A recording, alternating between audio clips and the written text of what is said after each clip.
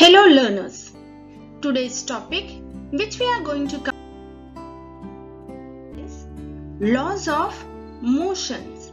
In this topic, now students, in front of you have a table. From the table what we have to understand? We have to understand uniform and non-uniform linear motion. Now let's see what is given in the table. Amar, Akbar and Anthony are traveling in different cars with different velocities. The distance covered by them during different time intervals are given in the following table. In that table, you can see time in the clock was starting at 5 o'clock and ended at 8 o'clock. And the distance covered by Amar, Akbar and Anthony's are given. Now let's see. At 5 o'clock, all the three were on the initial stage, that means on the 0. After half an hour, Amar covered 20 kilometers, Akbar 18, Anthony 14. आता या table मधनं जे आपल्याला समजतंय ते काय समजतंय? Time दिलेला आहे आपल्याला, डिस्टन्स कवर्ड बाय अमर दिलेला आहे, डिस्टन्स कवर्ड बाय अकबर दिलेला आहे, डिस्टन्स कवर्ड बाय एंथनी दिलेला आहे. आता दर अर्ध्या तासांनी त्यांच्या ट्रॅव्हलिंग मध्ये करताना वेलॉसिटी कशा पद्धतीने बदलत गेली आहे का, बदलली आहे का, नाही बदलली आहे का, हे आपल्याला समजायचंय. मग अमर जो होता तो 20 किलोमीटर्स अर्ध्या तासात कव्हर केला, अकबरनी 18 किलोमीटर्स आणि एंथोनीनी 14 किलोमीटर्स. अशा पद्धतीने त्यांचा डिस्टन्स कव्हर जो होता तो वाढत गेलाय. मग आता आपण बघूया की त्यांच्या डिस्टन्स कव्हर मध्ये काही डिफरन्स होता का, काही सिमिलॅरिटी होती का, ते सेम स्पीडनी चालले होते का, सेम वेलॉसिटीनी ट्रॅव्हल करत होते का वेलॉसिटी कमी होत होती का जास्त होत होती. Now let's see. अमर अर्ध्या तासामध्ये 20 किलोमीटर्स कव्हर करतोय, म्हणजे पहिले 5 o'clock to 5:30 he covered almost 20 kilometres and after half an hour म्हणजे 6 वाजता परत त्यांनी 20 किलोमीटर्सच कव्हर केले. मग आता बघूया त्याच्यामध्ये काय काय डिफरन्स आहे. Okay, he covered almost 20 kilometres in half an hour, म्हणजे तो प्रत्येक अर्ध्या तासामध्ये किती किलोमीटर्स कव्हर करत होता? 20 किलोमीटरच कव्हर करत होता. आता इथे अकबरचं बघूया आपण. अकबर पहिला 8 होता, नंतर 6 आला, 28, 25 अँड 25. म्हणजे अकबर जो होता त्याचा ट्रॅव्हलिंगची जी वेलॉसिटी होती ती कमी जास्त होत होती, तो कॉन्स्टंट स्पीडनी नव्हता. त्याच्यानंतर एंथनी बघूया 14, 14, 14, 14. Okay, he was travelling with a uniform speed. आता त्याची जी वेलॉसिटी होती ती कंटिन्युअसली एकाच वेलॉसिटीनी तो ट्रॅव्हल करत होता. आता काही प्रश्नांची उत्तरं आपल्याला द्यायची आहे, ते बघूया आपण. Question number 1. What is the time interval between the nothing of distance made by Amar, Akbar and Anthony. आता त्यांचा जो टाइम इंटरवल आहे तो आपण बघूया की किती होता. म्हणजे त्यांनी 5 वाजता सुरू केलं आणि 8 वाजता संपवलं, म्हणजे काय? 8 - 5 ऑलमोस्ट 3 hours, म्हणजे 3 तास त्यांना हे करायला लागले. Question number 2. Who has covered equal distance in equal time interval. आता कोणी इक्वल डिस्टन्स ट्रॅव्हल केला इक्वल इंटरवल्स मध्ये? तर आन्सर तुमच्या समोरच आहे, अमर आणि एंथनी. का बरं? कारण त्यांची प्रत्येक अर्ध्या तासामध्ये त्यांनी किती डिस्टन्स कव्हर केलाय? अमरने 20 म्हणजे 20 चा कव्हर केलेला आहे आणि एंथनीने किती केलेला आहे? 14 चा. म्हणजे आन्सर काय आहे आपला? Amar and Anthony. Are all the distance covered by Akbar in the fixed time intervals the same. अकबरचा जो डिस्टन्स होता सेम होता का कव्हरिंग करायचा? The answer is no. Answer is no. आता next question. Consider the distance covered by Amar, Akbar and Anthony in fixed time intervals. What can you say about their speed. त्यांच्या speed बद्दल आपण काय म्हणू शकतो? बर, आता for Amar and Anthony, it's uniform. ते अमर आणि अकबर जे होते, अमर आणि एंथनी जे होते त्यांनी सेम युनिफॉर्म स्पीड मध्येच सगळं कव्हर केलेलं आहे. अकबरनी नॉन युनिफॉर्म म्हणजे त्याचा जे स्पीड होता तो नॉन युनिफॉर्म होता. आता ह्या चार्ट मधून आपल्याला काय समजतंय? If an object covers equal distance in equal time interval, it is said to be moving with uniform speed. जेव्हा पण equal distance equal time मध्ये कव्हर केला जातो त्याला आपण काय म्हणतो? Uniform speed. If an object covers unequal distance in equal time intervals, it is said to be moving with non-uniform speed. जेव्हा एका फिक्स टाइम मध्ये डिस्टन्स कव्हर काय असणारे अनइक्वल असतो तेव्हा ते आपण नॉन युनिफॉर्म स्पीड मध्ये ट्रॅव्हल करतो असं म्हणतात. Acceleration. The rate of change of velocity is called as acceleration. आता इथे आपल्याला काय समजायचंय? Acceleration म्हणजे काय? The rate of change of velocity is called acceleration. आता इथे एक इन्क्लाइन प्लेन तुम्हाला दिसतोय, त्याच्यावर जर एखादा बॉल आपण ठेवला तर समजा बॉल सोडल्यानंतर काय होणार आहे? तो डायरेक्टली स्लिप होऊन काय होणार आहे? खाली येणार आहे. आता ह्याच्यातून आपल्याला काय समजतंय की the velocity is less at the top. म्हणजे जेव्हा सुरुवात झाली तेव्हा वेलॉसिटी काय होती? कमी होती. आणि जेव्हा it increase in the middle, आता सेंटर मध्ये ती काय झाली? मिडल मध्ये ती इन्क्रीज झाली and became 0 towards the end. आणि टुवर्ड्स द एंड मध्ये ती काय झाली? कमी झाली म्हणजे 0 झाली. म्हणजे ह्याला काय म्हणतात? तर rate of change of velocity from the starting point till the end point. जे वेलॉसिटी चेंज झाली ह्यालाच आपण काय म्हणणार आहे? ऍक्सेलरेशन म्हणणार आहे. आता ह्याला कॅल्क्युलेट कसं करणार आपण? Acceleration equals to change in velocity upon time. If the initial velocity is u and in time t it changes to the final velocity v.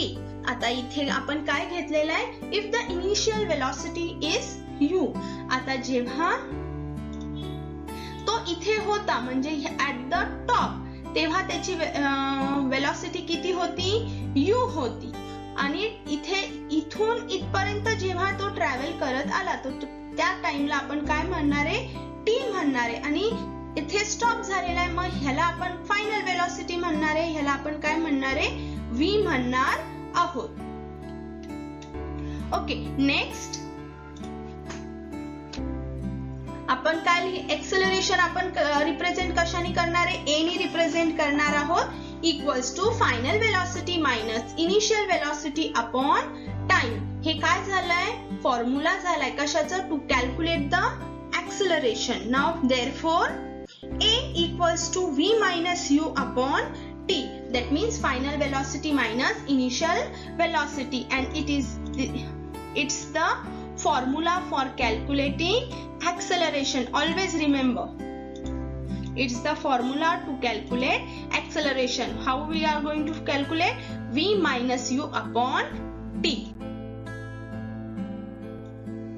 Next, if the velocity of an object changes during a certain time period, then it is said to have acceleration motion.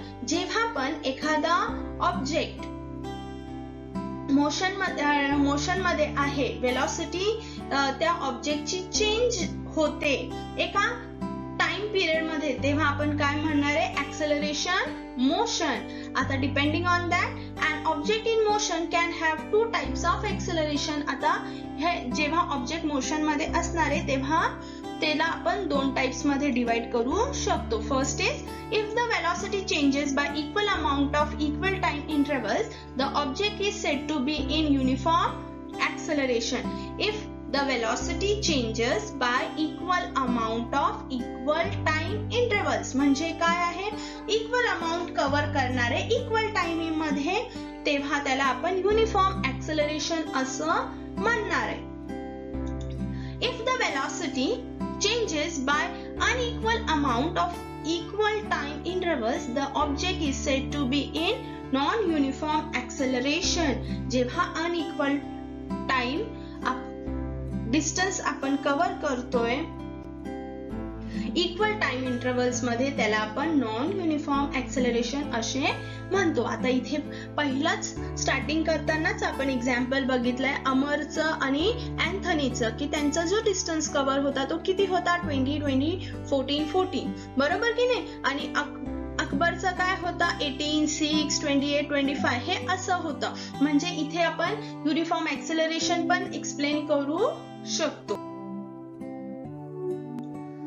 आता types of acceleration किती प्रकार टाइप्सचे असतात.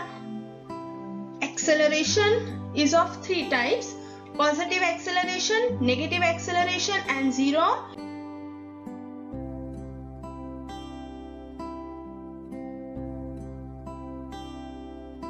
Now let's understand positive acceleration. Now here you can see a car in a rest position. It starts and velocity goes on increasing. इथे velocity increase होते. When velocity goes on, acceleration is positive. जेव्हा पण velocity वाढत जाते तेव्हा acceleration काय होतं, positive होतं. आणि direction of positive acceleration and direction of the velocity is same. जेव्हा ऍक्सेलरेशन आणि वेलोसिटी एकाच डायरेक्शन मध्ये असतात तेव्हा ते कोणतं असतं, पॉझिटिव्ह ऍक्सेलरेशन असणार आहे. Now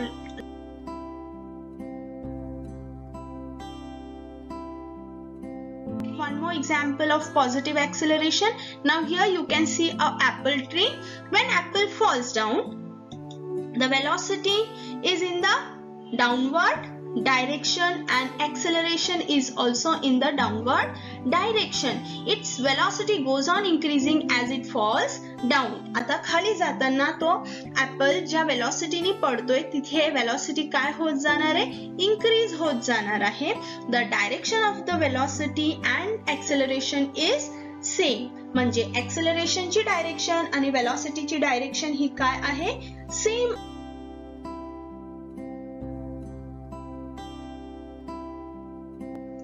Now let's understand negative acceleration. Here a bus is moving and suddenly it stops. When we apply brakes. आता इथे आपण काय केलंय, ब्रेक्स अप्लाय केलंय म्हणजे आपण काय केलं, त्या बसला स्टॉप केलंय. मग इथे काय होतंय, velocity goes on decreasing. Velocity काय होते, कमी होते. मग जेव्हा वेलॉसिटी कमी होणार आहे तेव्हा ऍक्सेलरेशन काय असणार आहे, निगेटिव्ह असणार आहे. लक्षात ठेवा, जेव्हा वेलॉसिटी इन्क्रीज होते तेव्हा ऍक्सेलरेशन पॉझिटिव्ह असतं. जेव्हा वेलॉसिटी डिक्रीज होते तेव्हा ऍक्सेलरेशन हे काय असतं, निगेटिव्ह असतं. आता velocity goes on decreasing, acceleration is negative. Direction of negative acceleration या साइडला आहे आणि डायरेक्शन ऑफ वेलॉसिटी कुठे आहे, ऑपोजिट डायरेक्शन मध्ये आहे. Negative acceleration is also called as retardation और डिसेलरेशन. डिसेलरेशन नाही तर रिटार्डेशन नेगेटिव्ह ऍक्सेलरेशनला म्हटलं जातं.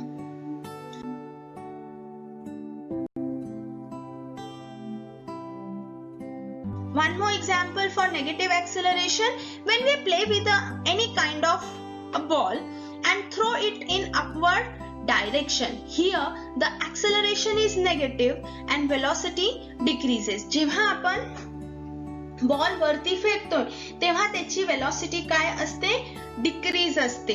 काय असते, डिक्रीज होत जाते. आणि मग इथे ऍक्सेलरेशन काय असणार आहे, निगेटिव्ह असणार आहे. Since the direction of the ball velocity is upward direction and acceleration is in the downward direction. आता इथे ऍक्सेलरेशन हा डाउनवर्ड डायरेक्शन मध्ये आहे आणि वेलॉसिटी कोणत्या डायरेक्शन मध्ये आहे, अपवर्ड डायरेक्शन मध्ये आहे. इट्स ऍक्सेलरेशन इज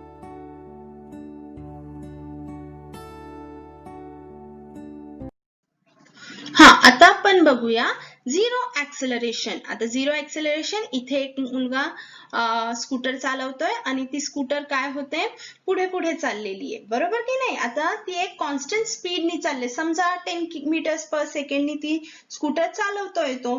मग जेव्हा वेलॉसिटी चेंज होत नाहीये तेव्हा ऍक्सेलरेशन पण होत नाही. जेव्हा वेलॉसिटी चेंज होत नाहीये तेव्हा ऍक्सेलरेशन पण चेंज होत नाही, हे लक्षात ठेवा. when velocity does not change and remains uniform acceleration is 0. तिथे ऍक्सेलरेशन काय होणार आहे? 0 होणार आहे. आता ह्या सेशन मध्ये आपण काय बघितलं? Positive acceleration, negative acceleration and zero acceleration. आता पॉझिटिव्ह ऍक्सेलरेशन, निगेटिव्हचे एक्झाम्पल आपण बघितले, झिरोचे पण आपण एक्झाम्पल्स बघितले. इन सिंपल टर्म्स मी तुम्हाला सांगते. जेव्हा तुम्ही समजा सायकल चालवताय, स्पीड इन्क्रीज करताय म्हणजे काय करताय? तुम्ही पॅडल खूप जोरात मारताय, बरोबर की नाही? मग तिथे तुमची वेलॉसिटी काय होते? इन्क्रीज होत जाते. जसं जसं तुम्ही पॅडल फास्ट करताय तेव्हा तुम्ही काय करताय? वेलॉसिटी इन्क्रीज करताय. मग वेलॉसिटी इन्क्रीज झाल्यावर ऍक्सेलरेशन पण काय होणार आहे? पॉझिटिव्ह असणार आहे, लक्षात ठेवा. त्याच्यानंतर समजा एखाद्या जागेवर तुम्हाला ब्रेक मारायची वेळ आली तर तुम्ही काय करता? ब्रेक्स टाईट करत जाता, बरोबर की नाही? मग इथे तुमची वेलॉसिटी काय होत जाणार आहे? डिक्रीज होत जाणार आहे. मग डिक्रीज झालेली वेलॉसिटी आणि ऍक्सेलरेशन काय होणार? तिथे निगेटिव्ह होणार आहे, बरोबर? समजलं? बरं, आता झिरो ऍक्सेलरेशन काय आहे? जेव्हा तुम्ही पॅडल नाही मारत आहे पण तुमची सायकल स्मूथली चाललेली, तुम्ही एका स्पीडने, कॉन्स्टंट स्पीडने चाललेले आहात. तिथे तुम्ही पॅडल नाही मारत आहे, ब्रेक नाही मारत आहे, स्मूथली चाललेले आहे, रस्ता मोकळा आहे म्हणून. मग तिथे वेलॉसिटी बदलते का तुमची? नाही. मग तिथे काय असणार आहे? झिरो ऍक्सेलरेशन असणार आहे, लक्षात ठेवा. ओके, नाव